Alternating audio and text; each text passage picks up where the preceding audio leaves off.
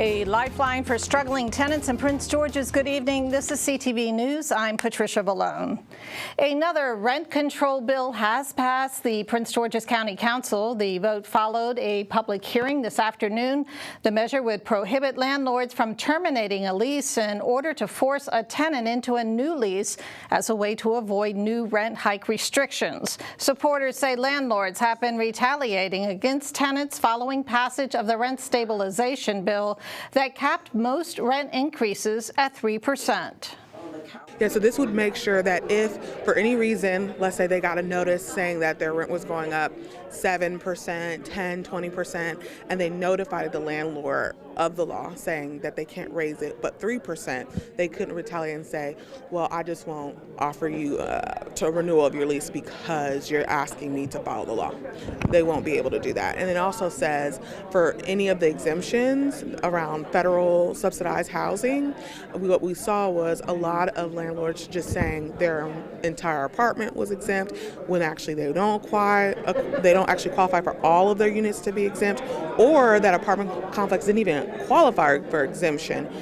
They just decided they were. And so it creates a process so that you can go to DPI and request notification and ensure that they go through the actual right process to be granted exemption.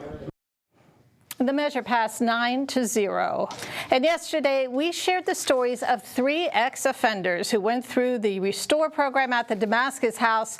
Tonight, we have another story of a returning citizen. He's James Bowie, and he tells us he was never supposed to see another day outside of prison, but the Juvenile Restoration Act gave him a second chance.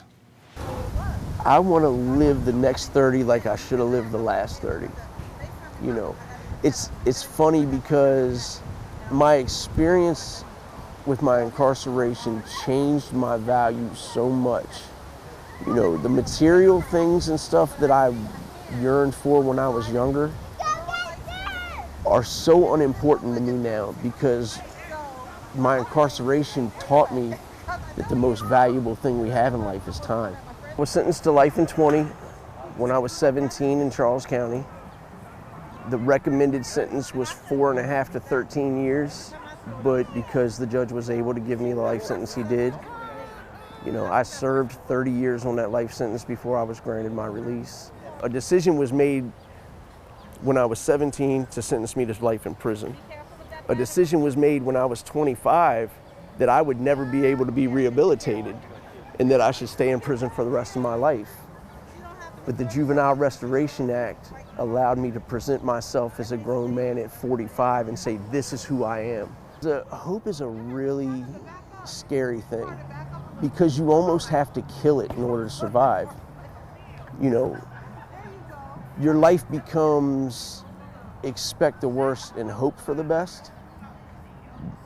And there even becomes a time where that hope is your worst enemy because the hope is what crushes you. When you hope that, oh, this is finally going to happen and it doesn't, the weight of that hope can crush you, but at the same time, without it, you don't get out of bed in the morning. So your relationship with hope is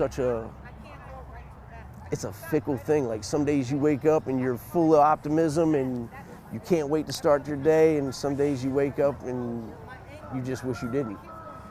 I don't want to exist anymore. I want to live, you know, so I want to travel within my means, you know.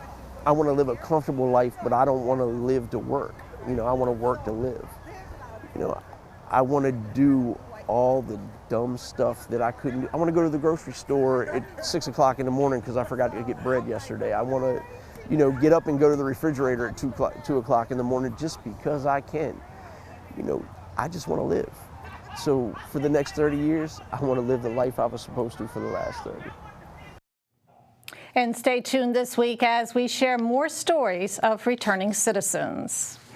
Well, singer, actor, and civil rights activist Harry Belafonte has passed away at the age of 96. Belafonte gained fame as a singer and later began acting in films like Bright Road and Carmen Jones. He befriended Dr. Martin Luther King Jr. and stood side by side with him, becoming one of the biggest voices of the civil rights movement. Artist John Legend talked earlier about his influence and impact. He gave so much, lived through so much, helped us grow as a nation and as a world, and we just all should be so grateful that he lived such a long, powerful, revolutionary life. As the great debate emerges on the question of the gun, white America discusses the constitutional issue of ownership, while no one speaks of the consequences of our racial carnage. And Belafonte passed away this morning at his home on the Upper West Side of Manhattan. Well, President Joe Biden is running for re-election, asking voters to give him, quote, one more time or a little bit more time to finish the job. He made it official in a 3-minute video titled Freedom, released this morning, exactly 4 years to the day when he tossed his hat into the 2020 race. When I ran for president 4 years ago, I said we're in a battle for the soul of America, and we still are. The question we're facing is whether in the years ahead we have more freedom or less freedom, more rights or fewer. I know what I want the answer to be, and I think you do too. This is not a time to be complacent. That's why I'm running for re-election. And his campaign will be managed by Julie Chavez Rodriguez, and she is the granddaughter of labor leader Cesar Chavez. If he wins re-election, Biden, now 80, would be 86 at the end of a second term. Biden faces challenges for the Democratic nomination from self-help guru Marianne Williamson and anti-vaccine activist Robert F. Kennedy, nephew of the late President John F. Kennedy. Montgomery County residents can speak out tonight about a new bill that would regulate some police stops. Councilman Will Jawando introduced Bill 1223 in February to prevent drivers from being pulled over for low-level offenses. The measure would effectively prohibit traffic stops for minor offenses like window tinting, defective taillights, or expired registration or licenses. Jawando says there is a report from the Legislative Oversight Office that shows Black and Latino residents are disproportionately being pulled over for these offenses. The hearing takes place tonight at 7 p.m. at the Montgomery County Council Chamber, located at 100 Maryland Avenue in Rockville. And you're watching CTV News. I'm Patricia Vallone. We'll be back in just a moment. As a 2-time cancer survivor, I know a cancer diagnosis can feel like the walls are closing in. And even as you face it, you must also consider the threats you don't see coming, like LE, lymphedema, a chronic disease often brought on by cancer treatment that leaves many with a lifetime of swelling and pain. If you're facing cancer, I urge you to discuss lymphedema with your doctor in advance. With knowledge and action, we can learn and live. Welcome back. Well, Maryland's governor signs his first budget bill into law. Governor Wes Moore, along with Senate President Bill Ferguson and House Speaker Adrian Jones, signed Maryland's fiscal year 2024 budget yesterday afternoon. The new budget will provide $8.7 billion to the state's public schools and $393 million to 15 community colleges and give millions to help support the state's historically Black colleges. Millions have also been allocated for public safety, mental health, and substance abuse programs.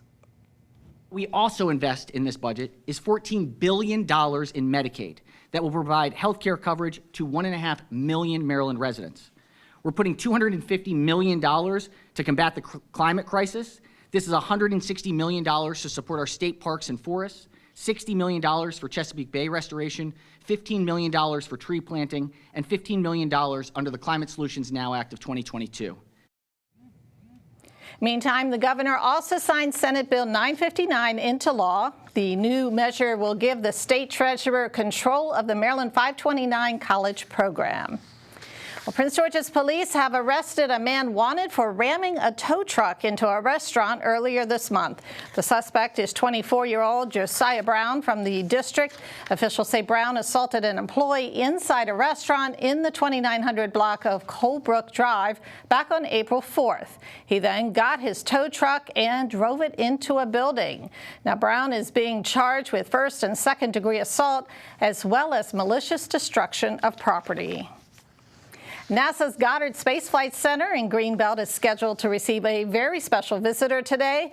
Vice President Kamala Harris will get a first-hand look at the agency's climate change work during a tour of the space agency. She'll be joined by South Korean President Yoon Suk-yeol this afternoon. The two will meet with Korean-American scientists and receive a briefing on the importance of space in addressing climate change, including pollution and air quality monitoring. CTV will bring you much more in the story tomorrow. Be sure to tune in. And a celebration of poetry was held last night at the Hyattsville Branch Library. The event was held to honor Prince George's inaugural poet laureate, Sista Joy, for her work on behalf of spreading poetry throughout the county. The evening included poetry readings, as well as the introduction of the next poet laureate, Khadijah Ali Coleman.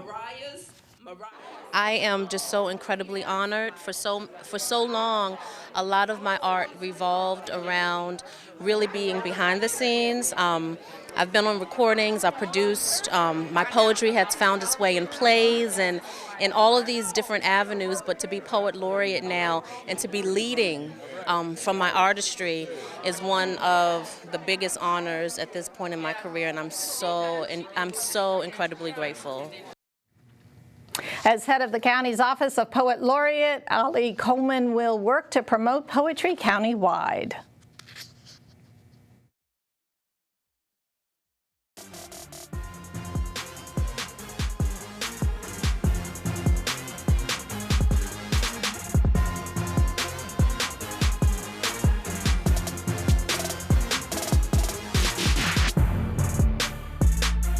It's an exciting time for prospects as after years of hard work and dedication, they'll have a chance to be drafted into the NFL this week. Commanders head coach Ron Rivera takes us through what happens when he makes that phone call and gets to tell someone that they're going to live out their dream. These are their dreams. This is what they've worked for. This is what they want to become.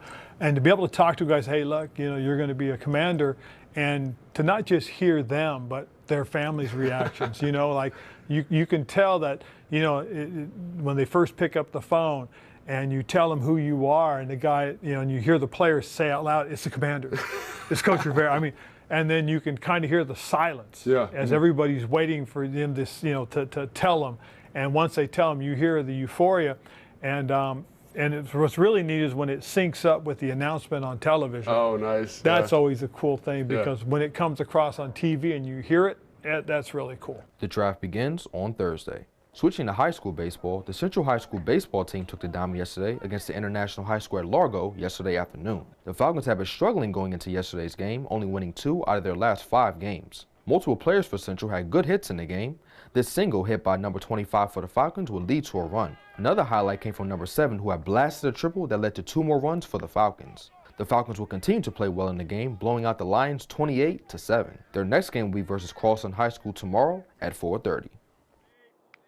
Switching to professional baseball, the Orioles took down the Boston Red Sox yesterday 5-4. The Birds were down 4-1 after 3 innings, but they rallied back and scored 4 more runs between the 4th and 5th innings, sealing the deal. The Orioles will match up next against the Boston Red Sox again tonight at 6:35. Switching to professional soccer, DC United defender Mohamed Giadji has been suspended by the MLS following a Saturday arrest on allegations of assault. The 26-year-old left back has been suspended pending an investigation by the MLS and Swedish authorities.